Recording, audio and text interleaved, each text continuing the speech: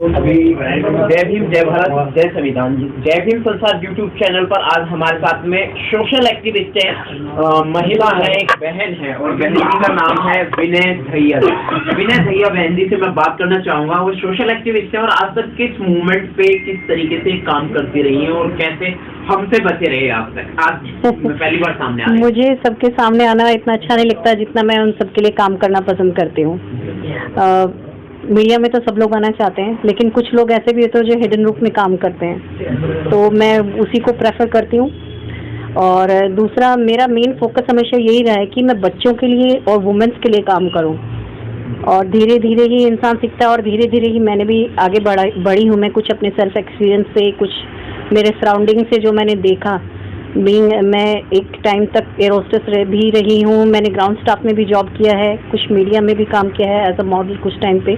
मैं 2000 में western resort club से एयरफोर्स का एक कंपटीशन था जिसमें मुझे miss photogenic face miss beautiful का टाइटल मिला था मुझे। मैंने बहुत अचीव किया है, बहुत मेहनत की थी। बीइंग ए गर्ल बहुत सारी प्रॉब्लम्स भी आई हैं मेरी लाइफ में। मैं एक जाट फैमिली से बिलोंग करती हूँ, तो क्या एक लड़की को हर जगह दबाया जाता है। तो मैं IAS बनना चाहती थी। मेरे ताऊजी ने बोला नहीं, हमारी बेटी बेल्ट की नौकरी नहीं करेंगी, क्योंकि वो पुलिस डिपार्टमेंट से थे। तो वो एक चीज़ थी कि एक लड़की क्यों नहीं कुछ कर सकती है। बट मेरे उस टाइम पे मेरे फादर ने, मेरी फैमिली ने सपोर्ट किया। मेरे एक अंकल थे विजिलेंस में, वो कहते थे ये बेटी कुछ ना कुछ करेगी। आप लोगों से ज़्यादा मैं ट्रस्ट करता हूँ, काश ये बेटी मेरी होती। मैं जहाँ जाती मुझे सब लोग मुझे ये कहते काश ये बेटी हमारी होती। स्कूल में ऑलराउंडर रही, बहुत सारे मेडल्स मिलते थे। टीचर्स बोलते थे अरे सारी यही लेके जाएगी क्या। तो वो चीज़ें मुझे था कि मुझे कुछ करना है, वो जज्बा मुझ में कभी से ही रहा। लेकिन जो चीज़ें मैंने मेरे सराउंडिंग्स में देखी, उन्होंने मुझे यही चीज़ की कि भी अपना फील्ड छोड़ो और कुछ समाज के लिए करो। और मैं ये जातिवाद के बिल्कुल खिलाफ हूँ। मुझे जाति समझ नहीं आती है। मैंने इकट्ठा एक सबके साथ मैंने जो पढ़ाई की है, वहाँ ना तो कोई जाति थी ना धर्म था, और मेरे लिए सब हिंदू हैं, सब इंडियन हैं। मैं उसी पे काम करती हूँ, उसी पे फोकस करती हूँ। कभी मेरी लाइफ में अगर मुझे कोई अपॉर्चुनिटी मिलती है तो मैं सबसे पहले इस जाति को खत्म कर दूंगी। जी, बात थोड़ी सी पुरानी है, लेकिन इंडिया का बहुत बड़ा सच है। जैसे कि अभी आपने भी कहा कि बीइंग ए गर्ल काफी डिफिकल्टीज आपने भी फेस की है। हालांकि आप एक कामयाब महिला हैं और बहुत सारी समस्याओं से आपने मतलब जो है जूझते हुए इस हालात में पहुंचे हैं। तो मैं ये जानना चाहूंगा, जैसे माँ सावित्रीबाई फुले हैं, उनके विषय में किसी को जानकारी नहीं है। कल उनका जन्म दिवस भी है, जी बिल्कुल, 3 जनवरी। क्या आप जानती हैं उनके विषय में? नहीं। वो भारत की पहली महिला श्रीमतकार है और कल उनका जन्मदिन भी है। और भारत में क्या कारण है कि उनके विषय में जानकारी आपको और मुझे भी देर से हुई? मुझे 16 से पता चला, सन 2016 से। भारत में क्या है कि मैं सीरियसली बताती हूँ, लेडीज को बहुत कहने की बात है कि आज भी लेडीज को ना 50-50 का दर्जा दिया हुआ है। राइट। लेकिन मुझे लगता नहीं है कहीं पे भी कि फीमेल को एक साथ चलने के लिए बोल तो दिया कि हाँ लेडीज को भी उतना ही राइट है जितना जेंट्स को है, लेकिन आज भी जो इंडिया है वो पुरुष प्रधान देश है। और वो चीज़ वहाँ तक, उस लेवल तक लेडीज अभी पहुँची नहीं है। भले ही वो चांद पे पहुँच गई हैं, लेकिन जो जुनून, जो जज्बा अभी लेडीज में है वो धीरे धीरे उभर रहा है। और धीरे धीरे ही उनको जो एक लो स्तर में, जो आप कह सकते हैं अभी काफ़ी सारी पिछड़ी जनजातियां हैं आपकी, पुराने गांव हैं जहां की लोगों की मेंटलिटी आज भी वही घूंघट प्रथा और ये सब में रहती है। तो हमें उन सब के अंदर भी बहुत सारी कलाकार कह सकते हैं, बहुत सारे हिडन चीज़ें हैं जो इनको हम उभारना चाहते हैं। जब तक हम किसी सावित्री फुले जैसी लेडीज़ को आगे नहीं लेके आएंगे, किरण बेदी जैसे, हाँ, जब तक हम उनको सामने नहीं लेके आएंगे तब तक हमारे क्या किसी की भी नॉलेज में वो चीज़ें नहीं आएंगी। और कोई भी किसी न किसी के लिए, किसी न किसी को तो प्रेरित होना ही पड़ता है। माँ सावित्रीबाई फुले पे सोशल मीडिया काफी अच्छे काम कर रहा है और उनका जो जीवन चरित्र रहा है, जो उन्होंने फेस किया अपनी लाइफ में, वो सारा पूरा ब्यौरा दिखाया जाता है। जी।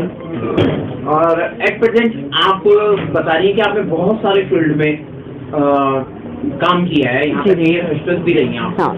उस दौरान आपने क्या फेस किया था जब आप घर से निकलती थी एयर होस्टेस बनने के लिए, मतलब उस फील्ड में रहने के लिए? मैंने आज भी अगर हम अपनी बेटी को एयर होस्टेस बनाना चाहें, हालांकि बना नहीं रहे हैं, और उसका कारण है हमारे समाज की सोच का ढांचा। मैंने लोअर स्तर पे ही कुछ दिनों के लिए 2 से 3 महीने के लिए, जिसमें मेरा बेसिकली ट्रेनिंग टाइम पे पीरियड में निकल गया था, सहारा में मैंने काम किया था, तो 2 से 3 महीने मैंने काम किया था। फिर मैंने उसको छोड़ के मैं इंडियन एयरलाइंस का इंटरव्यू दिया, मैंने एग्ज़ाम दिया ऑल इंडिया लेवल में, मेरे 25th में मेरा 16th पोजीशन थी ऑल ओवर इंडिया में मेरी। मैंने भरा था फॉर्म जो है वो सिक्योरिटी इंचार्ज के लिए, लेकिन वहाँ जब देखा तो रूम में 14 लोग पैनल में बैठे हुए थे इंटरव्यू लेने के लिए। मेरा वहाँ सबसे लंबा इंटरव्यू चला, पौना घंटा, और वहीं वैकेंसीज निकाल दी गई थी कॉमर्शियल डिपार्टमेंट के लिए मेरे इंटरव्यू के टाइम ही। मैं इतना लगभग गर्ल्स होगी? नहीं, सारे जेंट्स थे, उसमें कोई भी लेडीज नहीं थी। यहाँ तक कि एविएशन मिनिस्टर भी वहाँ बैठे हुए थे, सारी जो भी एविएशन के थे सब लोग वहाँ बैठे हुए थे। तो वो बोले कि आप यहाँ से इस फील्ड में क्यों आना चाहते हैं? मैंने को एक ही चीज़ बोली, I love sari, Indian culture. उन्होंने बोला वाई? मैंने कहा sir Indian sari Indian culture को रिप्रेजेंट करती है। कह रहे सहारा में भी है आपके लिए। मैंने कहा sir but I love Indian airlines. कहते क्यों? मैंने कहा क्योंकि इसमें इंडिया का नाम रिप्रेजेंट होता है। That time they said okay. एक हमने पहली बार ऐसा मामला देखा कि एक लड़की जिसको आगे फ्यूचर अच्छा मिल रहा है वो वहाँ से ग्राउंड स्टाफ में आ रही है। मैंने कहा सर मैं इस ग्राउंड स्टाफ में रह के ग्राउंड स्टाफ के स्तर की जितनी भी चीज़ें वो सब मैं सीख के फिर मैं एरोस्टेस के लिए अपनी एयर इंडिया में, इंडियन एयरलाइंस में ही ट्राई करना चाहूँगी। आज का ही वाक़या है 2 जनवरी। आज हमें न्यूज़ में देखने को मिला कि एक बच्ची जो अपने पूरे परिवार का भरण पोषण करने का काम कर रही थी, यूथ थी, कुछ बदमाशों के हाथ लग जाती है। इन बेसिक्स पता नहीं क्या स्टोरी है, क्या सच्चाई है मैं नहीं जानता, लेकिन जो न्यूज़ में देखने के सामने आया उस बच्ची की हत्या हो जाती है और उसको 4 किलोमीटर तक कार के नीचे घसीटा जाता है और वो सीसीटीवी फुटेज के माध्यम से ये सब सामने आया है और परिवार ने जो बयान दिए उसके अनुसार। तो इस पर क्या कहेंगे आप? वो भी बच्ची काम के लिए घर से, ये बहुत ही निंदनीय है। हाँ, और आपकी रूह वैसे ही कांप जाती है। आप खुद ही देखिए, किसी और का बच्चा आपका खुद का अगर हो तो क्या हालत होती होगी उस माँ बाप की, कि वो ना तो जिंदा रहता है ना मरता है। किसी की भी औलाद, चाहे वो लड़की हो लड़का हो, लेकिन ये चीज़ जो होती है ना दुनिया में, मैं इसके बहुत खिलाफ हूँ। कानून ऐसे होने चाहिए कि जो ये हरकत करते हैं ना उनको ऑन द स्पॉट ही उनको सजा देनी चाहिए, ताकि दोबारा किसी की हिम्मत ना हो ये सब करने की। मेरी तो रूह कांपती है और मेरे को बहुत गुस्सा आता है इन चीज़ों को देखते हुए। मेरा बस चले तो मैं तो ऑन स्पॉट ही डिसीजन ले लूँ, जो कि गवर्नमेंट नहीं ले रही है, लेना चाहिए। महिलाओं के साथ में ऐसे केसेस अक्सर देखने को मिल रहे हैं, सेम इसी लेवल पे जो मैंने आपको भी ये बताया। इस पर मतलब जो है हमें जो क्या खौफ बैठाने के लिए ऐसा किया जाता है बदमाशों के माध्यम से? नहीं, देखा जाए तो दोनों तरफ से कह सकते हैं। देखिए आज का टाइम क्या है, आप you can't trust any person. सबसे बड़ी बात ये है अपनी सेफ्टी अपने हाथ है। अब आप अपने आप को सामने वाले के सामने कैसे रिप्रेजेंट कर रहे हैं? मैं किसी एक के ऊपर उंगली नहीं उठाऊंगी। मैं खुद अपना एग्जांपल देके आपको बोलूँगी। मैं ना तो किसी लेडीज़ को ब्लेम करूँगी ना किसी जेंट्स को। मैं सिर्फ ये कहती हूँ, अगर आज मैं खुद ही अपने आप को प्रस्तुत करती हूँ किसी को अपने किसी मतलब को निकालने के लिए, दैट टाइम मैं गलत हूँ। आप आदमी को ब्लेम नहीं कर सकते हैं, लेकिन कुछ आदमी भी ऐसे हैं जो किसी को यूज़ करते हैं और उसकी प्रॉब्लम का फ़ायदा उठाते हैं, वहाँ वो जेंट्स गलत है। लेकिन आपको बहुत कुछ सोच समझ के ये करना चाहिए। किसी की ज़िंदगी के साथ खेलना अच्छा नहीं होता, मैं सिर्फ यही कहूँगी। और इन सब चीज़ों के लिए कुछ ना कुछ तो स्टेप उठाना ही चाहिए गवर्नमेंट को। अंत में बस एक छोटा सा और मैसेज आप देंगे यूथ बच्चियों के लिए, जो बच्चियों को आपकी तरह कुछ करना है लाइफ में और आगे आना है, उनको भी वो सब मुसीबतें झेलनी पड़ती हैं। बिल्कुल। तो वो किस तरीके से आगे, कैसे अपने आप को प्रोटेक्ट करके आगे? सबसे पहली बात तो लड़कियों को एजुकेटेड होना चाहिए, चाहे वो किसी भी फील्ड से हो। एजुकेशन ही वो जरिया है जो उनको अपने राइट्स को लेके उनको अवगत कराएगा, उन्हें समाज से लड़ने के लिए अवगत कराएगा, अपने पैरों पे स्टैंड होगी।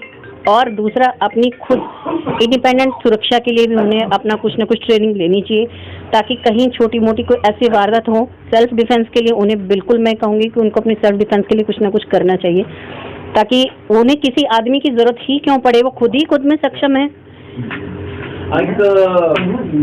अगर बच्ची कहीं घिर जाती है, कोई भी महिला, कोई भी लड़की कुछ बदमाशों द्वारा घिर गई है एकांत है, वहाँ वो अपने आप को कैसे प्रोटेक्ट करेगी? क्योंकि पुलिस तो बहुत बाद में पहुंचेगी कॉल के बाद।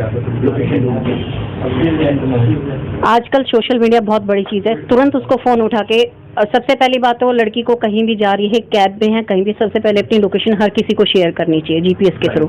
सेकंड स्टेप ये होना चाहिए उसका, वो किसी कैब में किसी में बैठी उसका तुरंत फोटो क्लिक करे और अपने हर परिचित को वो उसी वक्त दे दे। सबसे पहली बात यही है। बिल्कुल बिल्कुल, जर्नी शुरू होने से पहले ही जैसे ही वो बैठ रही है तुरंत उसको ये सब करना चाहिए। सामने वाले को ये फील ना लगे या उसको ज्यादा क्लोज ना होने दें, और अपनी प्रोटेक्शन के लिए अपने पर्स में थोड़ा बहुत कुछ सामान जरूर लेके चलें। ये सबसे बड़ी बात है। जैसे ही आपको लग रहा है कि बंदा कोई हरकत करने वाला है, तुरंत कोई ना कोई किसी न किसी को तुरंत मैसेज करके अपने लिए हेल्प मांगनी शुरू करें। Thank you sir.